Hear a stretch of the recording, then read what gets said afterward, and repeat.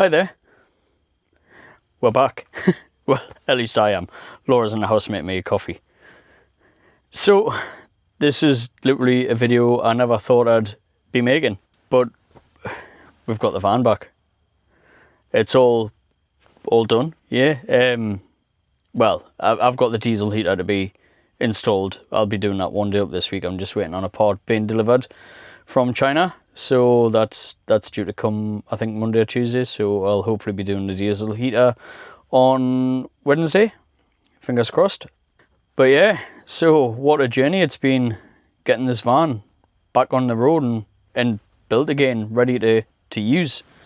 Those who have been watching for over the years that we've been doing the channel, around about this time last year, May last year, essentially we got robbed by a cowboy welder. So this guy, we'd paid him, like I say, the best part of 1,500 quid or so. He'd done an absolute shocking job of repairing the van. Yeah, if anyone wants to check the MOT failure from May last year, you'll see what I was left with.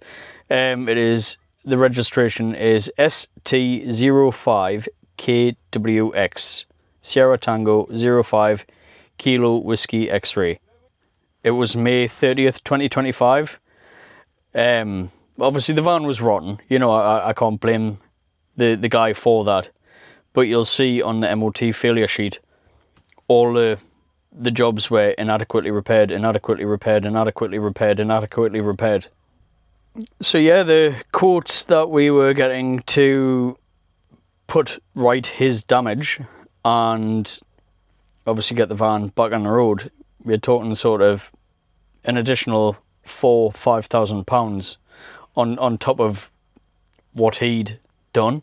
We just couldn't afford that. We didn't have the money. So there was a few bits where we needed like bits done where it's visible, if that makes sense, like on the wheel arches, for example.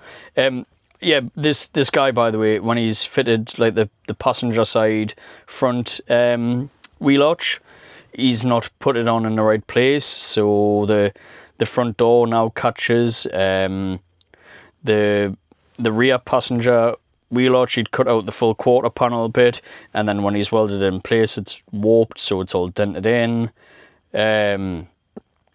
He's not welded properly, or he hadn't welded properly around the top of the front wheel arch, so when it rained, it used to leak in and flood in the doorstep. Yeah, so like I said, you just done an absolute bodge job. This step, he hadn't even welded that in. He just fitted it with bolts and then put the carpet over the top so I wouldn't see it, and obviously it was picked up instantly at the MOT. But yeah, so we found another welder in the local area, and this time I got real verifications to show that he could actually weld. You know, I should have done it in the first place, but you know, I'd asked on a Facebook group. A few people had recommended him. Turned out it was his mates, but it is what it is. It's in the past. So yeah, these other guys done a lot of work.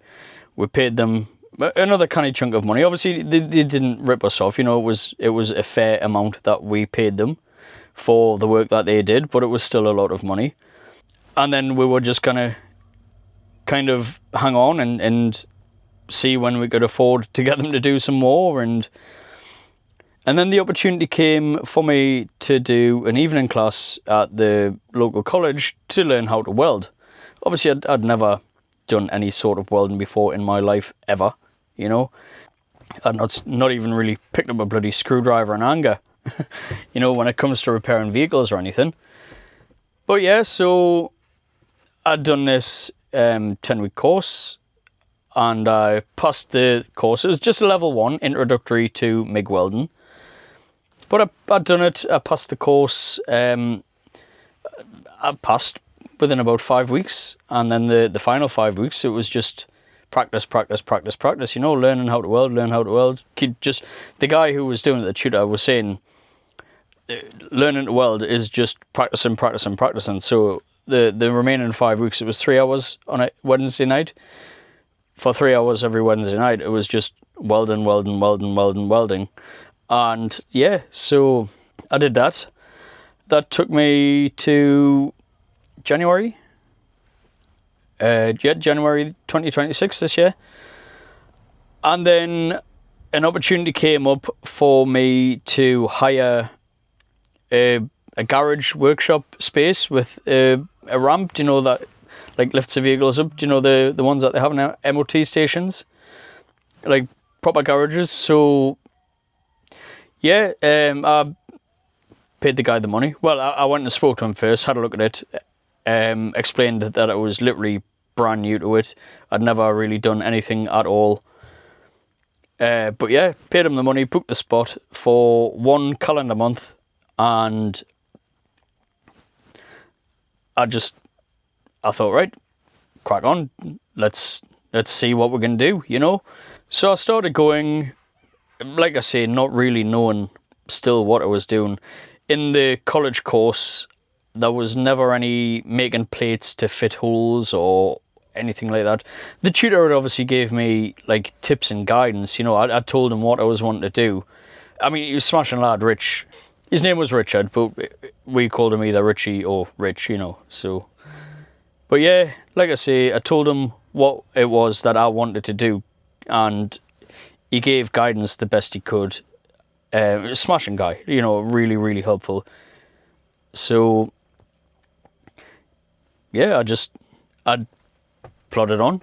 Yeah, I forgot to say, Laura had very kindly bought me a MIG welder, gas bottle, because obviously you need the welding gas, the wire. She'd bought me like the PPE, you know, so I wasn't going to burn myself. Although the PPE is another story. So yeah, anyway, we were going, well, it was mainly me, but Laura did come occasionally. Was going down to this unit. It's about 25 miles away, 25 miles there, 25 miles back from where I live, but it was indoor in February. Although it was freezing, it wasn't like raining. I didn't get wet, you know. When it was raining, rather, I didn't get wet. So, and obviously it snowed a couple of times, but I was indoors, so it was okay.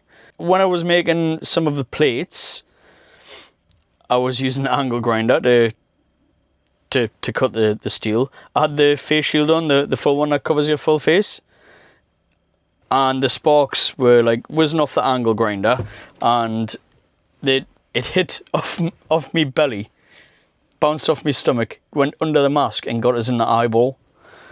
So that was obviously not very pleasant. So we went to the eye clinic at the local hospital. They had a look, said that was just, it had scratched the eyeball, they said, but they couldn't see a shard. So obviously they sent me on my way. That was fine, champion. A couple of days later, I was in absolute agony, like really agony. I couldn't see out of, it was in my right eyeball, I couldn't see out of my eye. Like the light was hurting it. I had to buy what I call a pirate patch, like, you know, to really cover my eye. But then my left eye isn't that great anyway, so I was almost blind essentially. So we went to the accident emergency and said, look, you know, this is getting worse. This was on a Saturday morning. I tried to go to work. They'd sent me home from work. They said, there's no way you can work with your eye like that. Not at all. Like I say, I could barely see. So I'd gone to the accident emergency. They transferred me back to the eye clinic, and a different doctor, eye technician, I don't know, had a look in the eye, and it turns out there was a shard stuck in the eyeball, but I don't blame the person who missed it. It is what it is. They said it was in a difficult place to spot. Like around my pupil, there's little black specks in the coloured bit, and it was like in one of the black specks, so it was camouflaged, if you like. So, but anyway, they spotted it. They put the numbing cream on my eyeball, numbing drops rather, I think it was. I can't remember now, it was a few months ago. And they had to pick it out with a little needle. They got most of it out. They gave me antibiotic ointment to put in my eye a few times a day for a week or so. And they said the remnants of this shard would kind of just rust and disintegrate and fall out themselves. Yeah, so it did. Obviously, all the time though, the time I was booked at the garage, I couldn't work on the van, but the time was ticking down.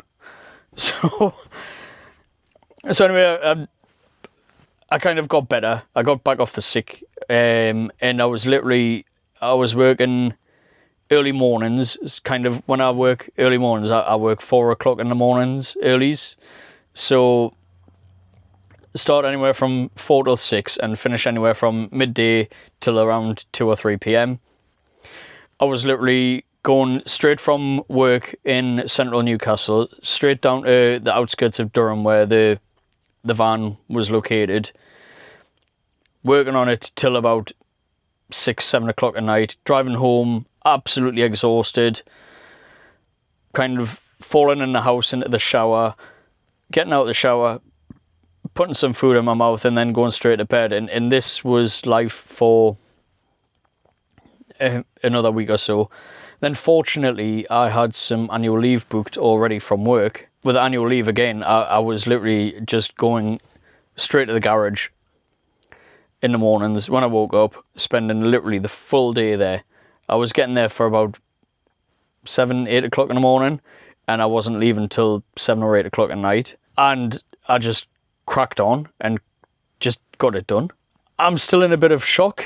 I can't quite believe that I did it. You know, I know I did get some welders to do other bits, you know, and that's fair enough. But like the bulk of the work, I did it, and I can't believe that I did it. It might sound daft, but yeah. So anyway, I got the MOT in February, but there was a couple of little jobs I needed to do for the advisories, so I didn't want to build up the van until it was ready. But also, with the rust spots on the bodywork of the van, we do plan on painting the van at some point, hopefully this year, if we can afford it. I didn't want to build up the inside, like the walls and everything, to then have to strip it all back down, because obviously it's all insulated behind the boards.